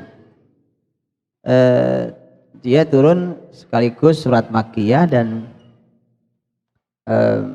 disampaikan Allah, dan ini sebenarnya adalah mukjizat Quran. Mukjizat Quran karena di dalam surat itu jelas-jelas disebut bahwa Abu Lahab sama istrinya yang saat itu masih hidup dinyatakan sudah pasti masuk neraka. Padahal belum meninggal orangnya.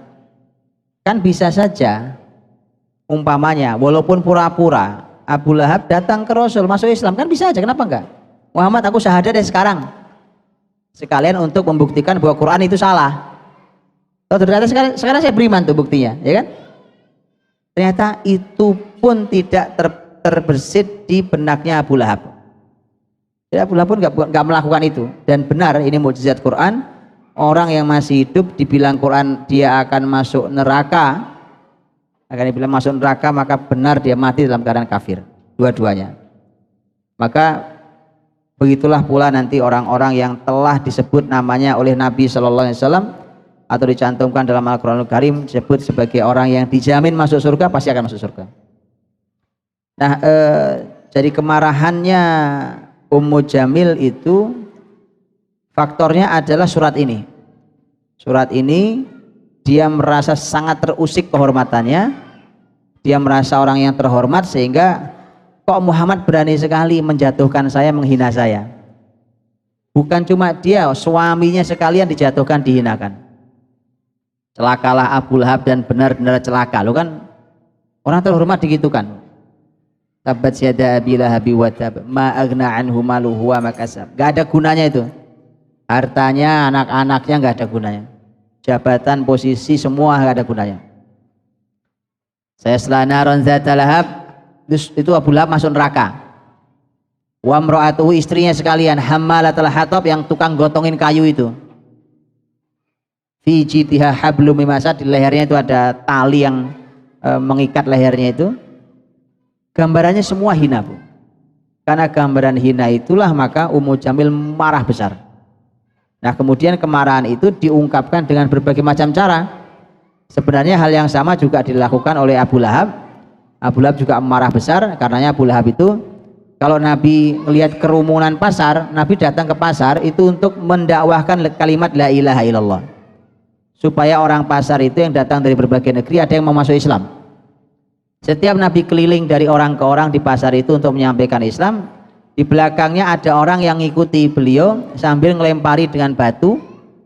Kemudian si orang di belakangnya bilang, jangan didengar, jangan didengar, ini orang murtad dari agama nenek moyangnya, jangan didengar, ini orang gila, ini penyihir. Itu dia keliling. Jadi Nabi mendakwahkan Islam, di belakang ada yang ngomongin begitu. Yang tidak kenal nanya, itu dua orang siapa sih? Maka dijawab, yang depan adalah Muhammad, yang belakang adalah pamannya Abu Lahab. Pamannya Muhammad itu namanya Abu Lahab. Sama sebenarnya, Bu, ini dua-duanya memang melakukan hal karena marah luar biasa itu. Maka mereka memang sudah nggak bisa tobat dan tutup kekunci hatinya oleh Allah Subhanahu Wa Taala. Gitu, Bu. Maksud saya, apakah kayu bakar itu dibawa-bawa sebelum kejadian itu atau setelah? Jadi semacam surat itu seperti meramalkan bahwa Ummu Jamil akan berbuat seperti itu, membawa-bawa kayu bakar. Iya, tentang kayu bakar itu memang sudah dilakukannya. Artinya dia memang sudah dilakukannya dan mengganggu jalan Nabi SAW. Tetapi begitu turun ayat surat ini pun dia juga masih melakukannya, sehingga dia mati dalam keadaan kecekik kayunya itu tadi. Itu artinya bahwa ini terus dilakukannya, gambarannya persis seperti yang digambarkan oleh ayat ini. Seingat saya, wallahu alam, ini juga sudah dilakukannya. sudah dilakukannya, wallah alamnya saya nanti coba saya cek kembali kalau ini bahwa ini adalah sebuah pekerjaan yang digambarkan oleh Quran karena itu aktivitas dia. Sebagaimana Abu Lahab sendiri juga keliling-keliling juga melakukan itu. Kemudian setelah itulah baru kemudian bahkan sampai mati dia melakukan itu.